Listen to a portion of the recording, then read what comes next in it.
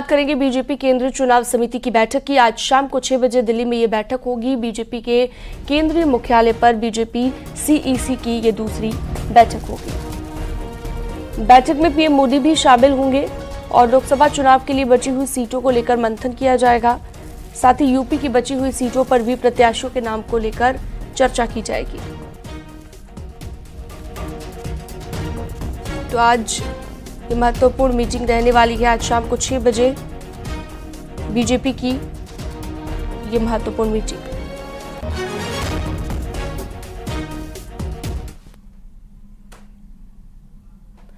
UP में MLC के NDA के सभी 10 एमएलसी प्रत्याशी आज अपना नामांकन दाखिल करने वाले हैं। बीजेपी समेत एनडीए के सभी एमएलसी प्रत्याशी सुबह 10 बजे बीजेपी कार्यालय पहुंचेंगे और 10:30 बजे विधानसभा पहुंचकर नामांकन दाखिल करेंगे। नामांकन में सीएम योगी, बीजेपी के प्रदेश अध्यक्ष Bhupendra Chaudhary, deputy CM Brajesh Pathak, deputy CM Keshav Prasad Maurya समेत एनडीए के तमाम नेता मौजूद रहेंगे। बीजेपी के 7 और सहयोगी दलों आरएलडी, सुभाषपा, अपना दल एस के एक प्रत्याशी भी नामांकन दाखिल करेंगे।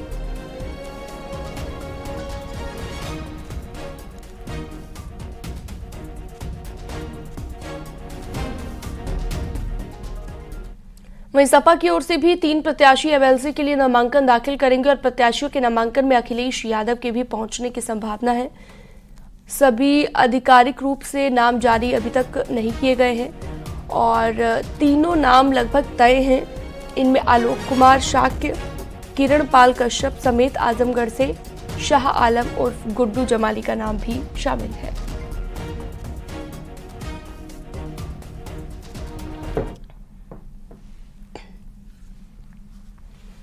लखनऊ में रक्षा मंत्री राजनाथ सिंह और सीएम योगी आदित्यनाथ 3666 करोड़ की 206 विकास परियोजनाओं का लोकार्पण और शिलान्यास करेंगे।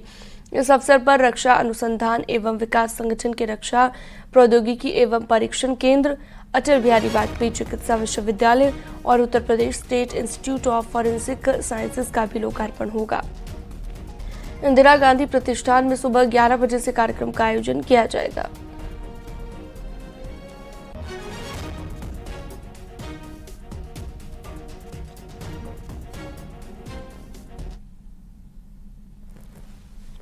पूर्वांचल साधने के लिए पीएम मोदी 2 दिनों के यूपी के दौरे पर थे, जहां पर उन्होंने अपने संसदीय क्षेत्र वाराणसी में रैली और रोड शो के जरिए चुनावी शंखनाद किया। तो वहीं आजमगढ़ से कई जिलों के नए टर्मिनल का भी उद्घाटन किया गया। सपा के गढ़ में अखिलेश यादव को घेरा भी। 2024 में फिर एक बार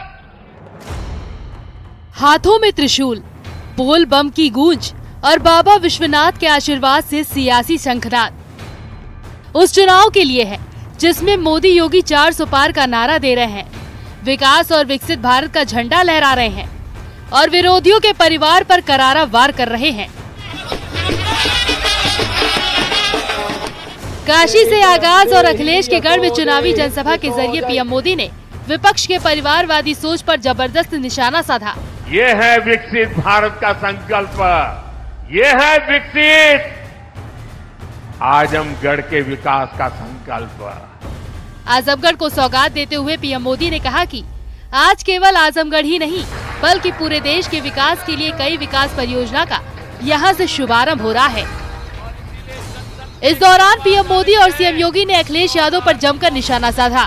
परिवारवादी सरकारों में इतने बड़े पैमाने पर विकास कार्य असंभव था। पिछली सरकारों में आजमगढ़ और पूर्वांचल ने पिछड़ेपन की तकलीफ ही नहीं उठाई, बल्कि इस दौर में यहां की छवि खराब करने में भी कोई कमी नहीं छोड़ी गई। और योगी जी ने अभी बहुत बढ़िया वर्णन किया है, इसमें मैं रिपीट नहीं कर रहा हूं। जिस तरह पहले की सरकारों में यहां आतंक को, बाहुबल को संरक्षण दिया गया, वो पूरे देश ने देखा है।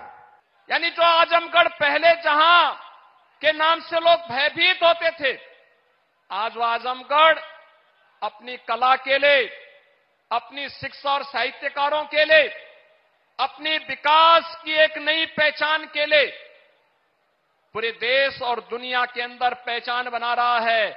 और यह सब संभव हो पाया है प्रधानमंत्री मोदी जी के योग्य मार्गदर्शन और नेतृत्व के कारण, जिसने आजमगढ़ को फिर से उसकी पुरातन पहचान को दिलाया है। और यही कार्य उत्तर प्रदेश में देखने को मिला है और यही पूरे देश के अंदर भी आज हर भारतवासी इस बात को स्वीकार करता है।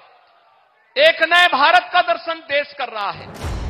दरअसल प्रधानमंत्री मोदी आगामी लोकसभा चुनाव की तैयारियों में पूरी तरह से सक्रिय हैं।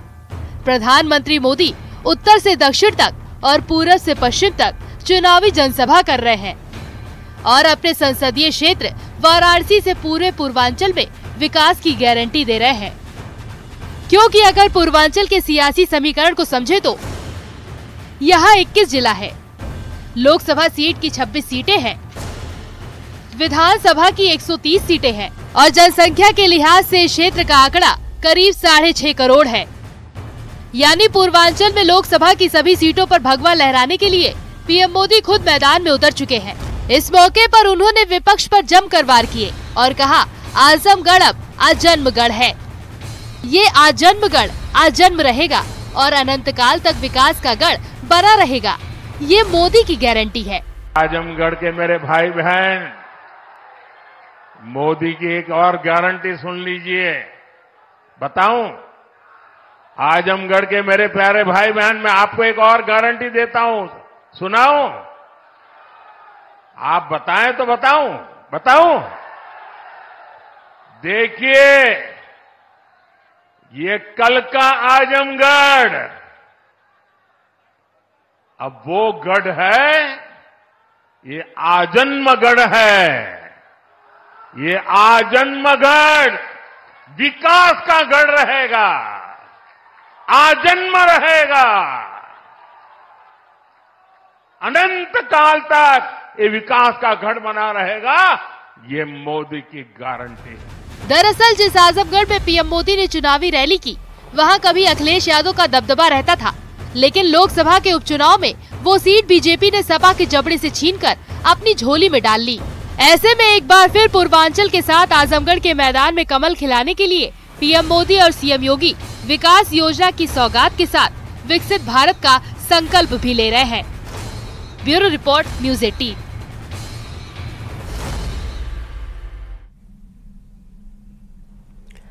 उत्तर प्रदेश के 2 क्षेत्रीय नेता जो अब योगी मंत्रिमंडल में शामिल हो चुके हैं, लेकिन इन दोनों के बीच मंत्री पद की शपथ लेने के बाद ही वर्चस्व की लड़ाई शुरू हो गई।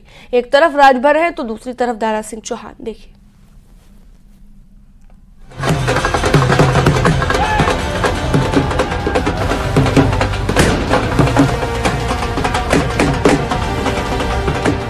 मैं ओम प्रकाश राजभर। मैं दारा सिंह चौहान। उत्तर प्रदेश के 2 नए मंत्री, एक समाजवादी पार्टी से बीजेपी में शामिल हुए तो दूसरे ने बीजेपी से गठबंधन किया। अब इन दोनों के बीच वर्चस्व की लड़ाई शुरू हो गई है। यानी एक तरफ राजभर तो दूसरी तरफ दारा सिंह चौहान में ठन चुकी है। अब 16 फिल्म देखे हो, 16 में गब्बर सिंह था, है ना? तो गब्बर समझ लो। दरअसल राजभर खुद को गब्बर सिंह बता रहे हैं और किसी से नहीं डरने की बात कह रहे हैं, जिस पर दारा सिंह चौहान के समर्थक विरोध की आवाज बुलंद करने लगे और बताने लगे कैसे राजभर अहंकार में डूब चुके हैं।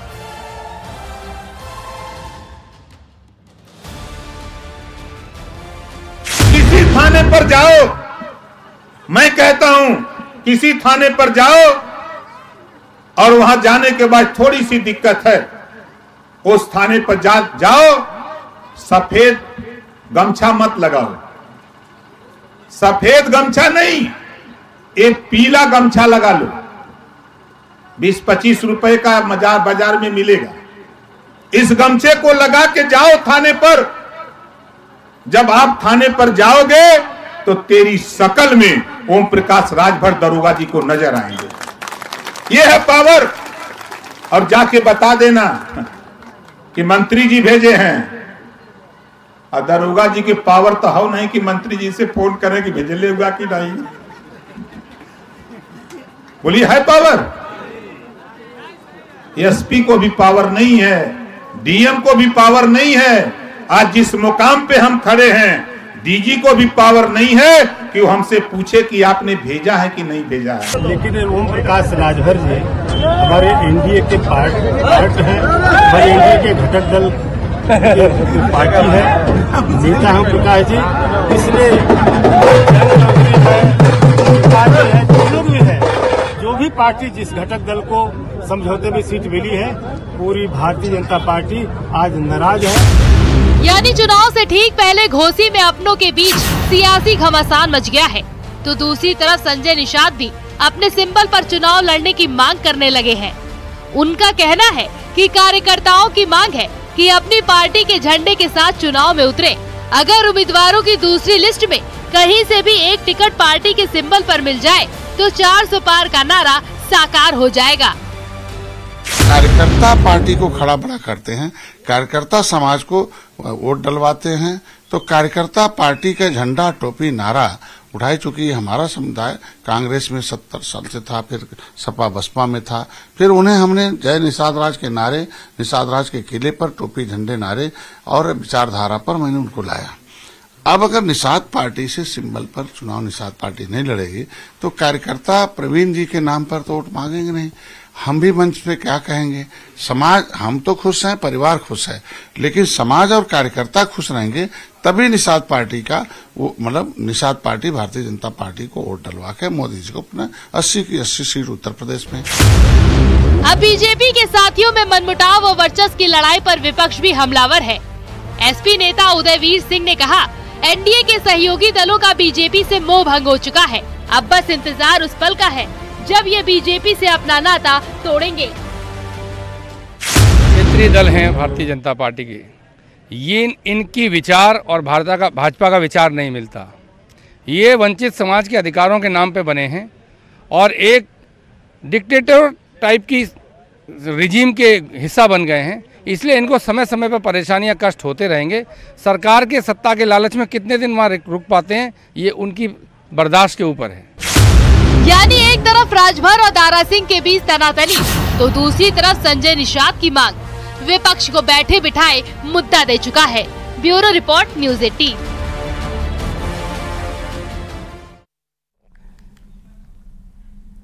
हिमाचल के बागी विधायकों से जुड़ी खबर आ रही है, जहां पर कांग्रेस के बागी विधायक चैतन्य शर्मा के पिता राकेश शर्मा पर शिमला पुलिस ने आपराधिक मामला दर्ज कर लिया है।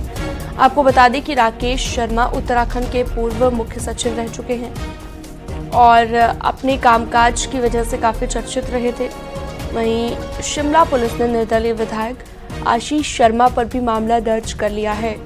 हिमाचल के कांग्रेस के 6 बागी और 3 निर्दलीय विधायक इन दिनों उत्तराखंड में मौजूद हैं। शिमला पुलिस ने आपराधिक मुकदमा दर्ज किया है।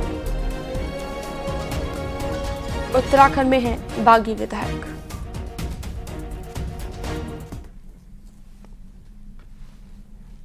और अगली खबर फर्रुखाबाद से, जहां पर गैंगस्टर केस में आरोपी का 2 मंजिला मकान कुर्क किया गया, जिसकी कीमत 95 लाख आंकी गई। मामला कोतवाली क्षेत्र के धनसुआ गांव का है। आरोपी इंद्रपाल सिंह के घर सदर तहसील भारी पुलिस बल के साथ पहुंची और ये मकान आरोपी की पत्नी के नाम पर है। जिलाधिकारी ने 4 मार्च 2024 को इस मकान को कुर्क करने के निर्देश दिए थे।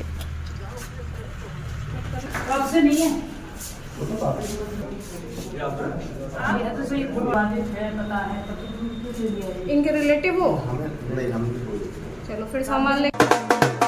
और ये सीज होगा। अभियुक्त जो है वो इलिसिट लिकर के प्रोडक्शन से इन्वॉल्व था इसमें। इस कारण ये अवैध स्रोतों से जो इन्होंने धनराशि अर्जित कर अपनी पत्नी के नाम ये मकान खरीदा था, उसी कुर्की की कार्रवाई उसमें की गई है। इनकी और भी कोई संपत्ति नहीं, अभी फिलहाल एक ही संपत्ति इनकी संज्ञान में है। विवेचक जो है वो यदि विवेचना के दौरान अन्य संपत्तियां जनपद में या जनपद के बाहर प्रकाश में आएंगी तो उनके सीजर की कार्रवाई भी की जाएगी। और वक्त एक छोटे से ब्रेक का, जल्द लौटते हैं।